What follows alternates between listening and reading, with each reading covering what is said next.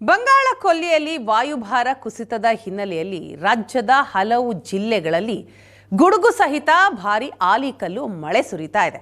ಅದರಲ್ಲೂ ಪ್ರಮುಖವಾಗಿ ಕಲಬುರಗಿ ಜಿಲ್ಲೆಯ ಹಲವು ಕಡೆಗಳಲ್ಲಿ ಆಲಿಕಲ್ಲು ಸಹಿತ ಭಾರಿ ಮಳೆಯಾಗಿದೆ.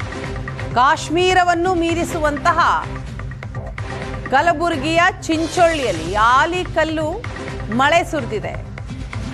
ರಸ್ತೆ, ಮನೆ ಎಲ್ಲವೂ ಕೂಡ ಕಾಶ್ಮೀರದಂತಾಗಿದೆ.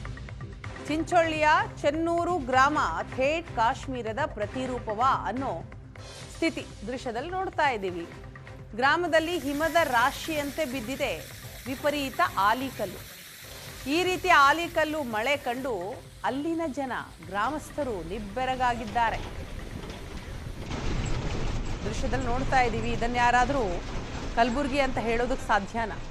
ಎಲ್ಲೋ ಕಾಶ್ಮೀರದ ಥರ ಇದೆ, ಕಾಶ್ಮೀರದ ಯಾವುದೋ ಒಂದು ಭಾಗ ಅಂತ ಭಾವಿಸ್ಬೋದಷ್ಟೇ. ಆದರೆ ಆ ರೀತಿ ಅಲ್ಲ. ಕಾಶ್ಮೀರದಂತಾಗಿದೆ ನಮ್ಮ ಕರ್ನಾಟಕದ ಕಲಬುರಗಿ.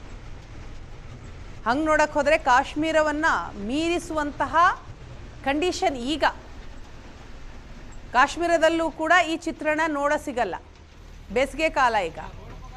ಆದರೆ ನಮ್ಮ ಕಲಬುರಗಿಯಲ್ಲಿ ಕಳೆದ ಕೆಲ ದಿನಗಳಿಂದ ಭಾರಿ ಮಳೆ ಆಗ್ತಾ ಇದೆ. ಅದು ಆಲಿಕಲ್ಲು ಸಹಿತ ಮಳೆ.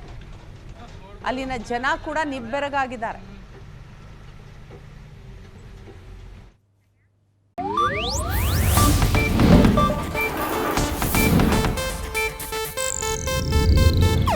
ಇದು ಏಷ್ಯಾನೆಟ್ ನ್ಯೂಸ್ ನೆಟ್ವರ್ಕ್ ಪ್ರಸ್ತುತಿ.